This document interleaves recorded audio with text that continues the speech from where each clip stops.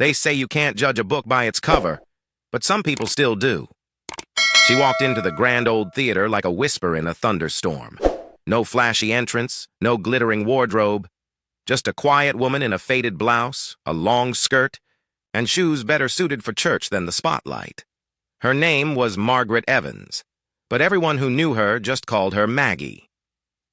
At 43, Maggie had spent most of her life being the background music in other people's stories. A single mom from a small Georgia town, she taught piano lessons after school, sang in her church choir on Sundays, and tucked her daughter in each night with a lullaby more beautiful than any concert hall had ever heard.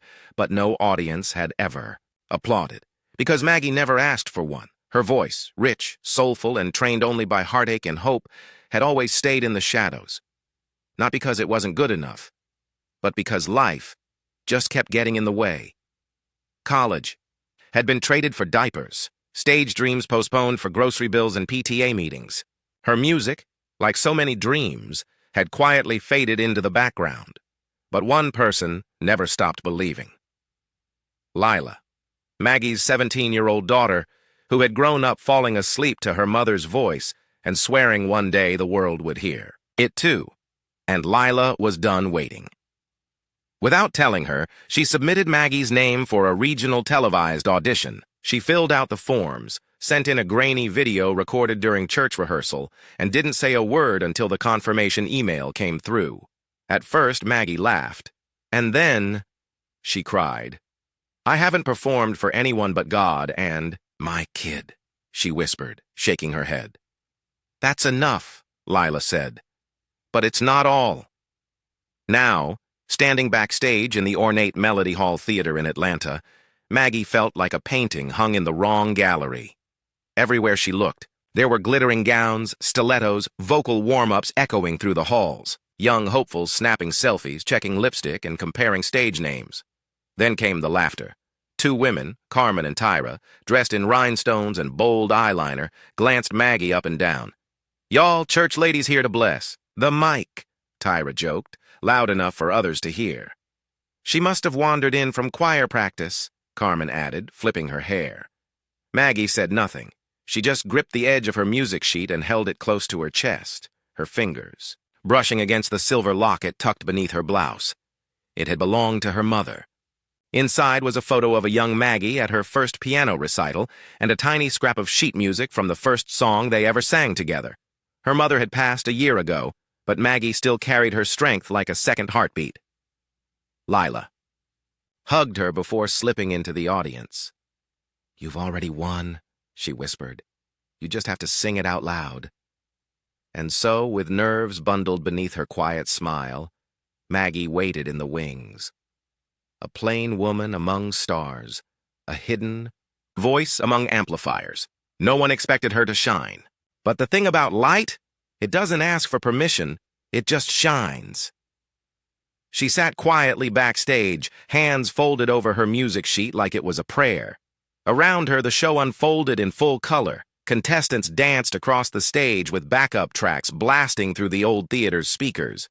Upbeat pop songs, high heels pounding in sync with choreographed moves, every note pushed to the edge in desperate attempts to impress.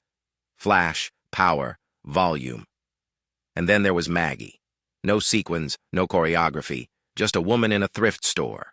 Blouse, humming softly to herself, her eyes closed as she mouthed the words of her song. A song chosen not for shock, but for soul. She prayed, not for victory, but for the courage to be seen. The contrast wasn't just visible, it was glaring. Carmen and Tyra were called just before her. They stepped into the spotlight like they owned it, lip gloss gleaming, hair like a commercial, voices trained more for attention than art. Their performance was loud, theatrical, impressive, maybe, but empty. When the final note hit, the applause was polite, professional, predictable. As they strutted backstage, Carmen whispered with a smirk, "Try to follow that, choir lady." Then came the moment. A voice echoed from the wings. "Next, up, Margaret Evans, number 214. Even her name was mispronounced. Another small jab. Another reminder that she didn't belong in their world of glitter and bravado. She took a deep breath.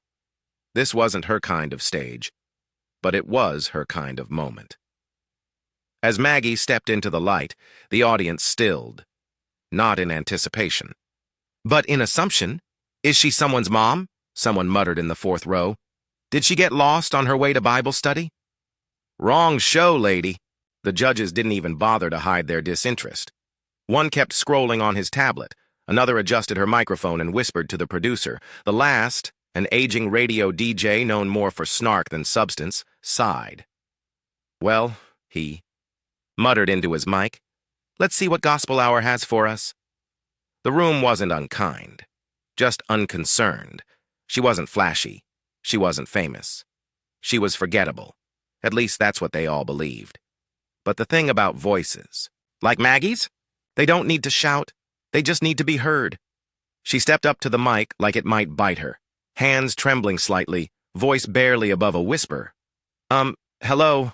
My name is Margaret Evans. I'll be singing At Last by Etta James. She smiled nervously, then glanced toward the wings, where her daughter Lila sat, hands clasped tight from the second row, a faint chuckle. Someone scoffed, "Another overdone classic?" A judge rolled his eyes, already scribbling a half-formed critique. But Maggie didn't flinch. She closed her eyes. She took one breath, and then she sang. The first note rang out, full and velvet-rich. A sound both unfamiliar and ancient, like hearing your grandmother hum a lullaby through an opera house wall.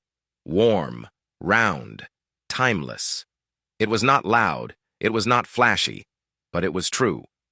The theater, once buzzing with murmurs and movement, went still. Every head turned, every voice vanished, every judgment choked mid-thought. Carmen's phone slipped from her hand. The DJ judge, who'd spent the last 10 acts sipping coffee and cracking jokes, put his cup down, slowly. His brow furrowed, his mouth opened, and then closed again. No one laughed now.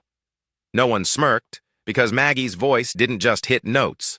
It told stories, the pain behind her soft vibrato, the hope behind her soaring chorus, the decades of holding it all in. It was all there. At last. She sang again, and it didn't sound like a cover. It sounded like a promise, a prayer. Finally answered. The spotlight softened. The air thickened. It was as if time paused, so the world could listen.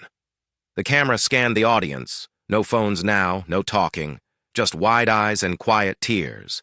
And in the third row, Lila sat motionless. A single tear traced her cheek because she wasn't just hearing her mother's voice. She was watching her mother become the woman she'd always been, but never been allowed to show.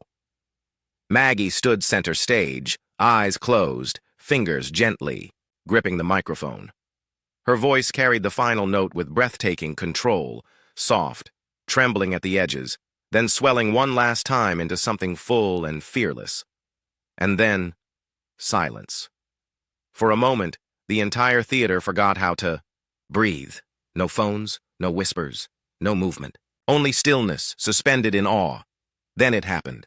One person stood, then another. Then the whole room, rows upon rows, rose to their feet, erupting into thunderous applause. Not polite, not performative, real. It rolled over the stage like a wave. Cheers, whistles, hands clapping so hard they stung. Even the judges, seasoned, cynical, supposedly unshakable, stood as one. The veteran music producer, who hadn't stood for anyone all day, looked like he'd seen a ghost. The former pop star wiped a tear. The sarcastic radio DJ just whispered, "My God." Backstage, Carmen and Tyra sat frozen. Their sparkly outfits now felt like costumes from a far less important story. Neither said a word. There was nothing to say. On stage, Maggie opened her eyes. The lights hit her face, but for the first time she didn't blink. She didn't shrink. She stood in her truth. The head judge stepped forward, voice reverent now. "Miss Evans, where have you been hiding?" Maggie smiled, quiet, but unshaken. "I've just been singing for my daughter. And for myself." And in that moment, the entire room knew they hadn't just discovered a voice. They had witnessed a woman reclaiming the part of herself the world had long ignored, and no one would forget her again.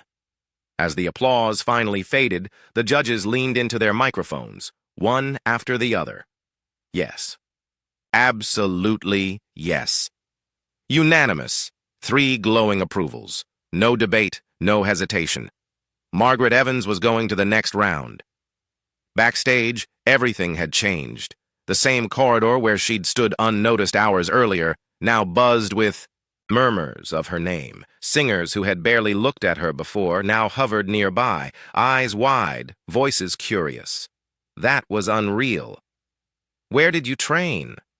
Can I hear you sing again? Carmen and Tyra stood at a distance. They didn't approach, not yet. But their silence spoke louder than their earlier laughter ever had. Then came one of the judges, the former pop star, making her way through the crowd. She placed a gentle hand on Maggie's shoulder. "Your voice deserves the world," she said, sincerity clear in every syllable. "And I want to make sure it gets it. I'll arrange for a private vocal coach. If you're open to it, I want to help." Maggie, still trying to process it all, could only nod through the tears welling in her eyes. And then, arms wrapped around her, familiar, fierce. Lila. She had run backstage the moment the segment ended, tears streaking her cheeks, joy lighting her face. "I told you, Mom," she whispered, holding her tight. "I told you you were special." Maggie held her daughter close, overwhelmed by emotion, her heart full. All her life, she had been overlooked, passed by, dismissed, but not today. Today, a voice the world had ignored had become unforgettable. That day, Margaret Evans didn't just sing a song. She lit a spark. She reminded a jaded panel why they chose music in the first place. She reminded a crowded room that soul can't be taught, and grace doesn't need permission. She reminded everyone watching that dreams don't expire.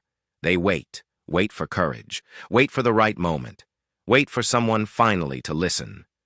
Because sometimes the most beautiful voices are the ones we've never heard. Not because they aren't worthy, but because no one ever stopped to listen. So if you're waiting, wondering, holding your breath for the right time, remember, Maggie, you are never too old, never too plain, never too late. Your voice matters, and when the world finally hears it, they just might stand for you too. Have you ever been underestimated just because of how you look, where you're from, how quietly you carry yourself?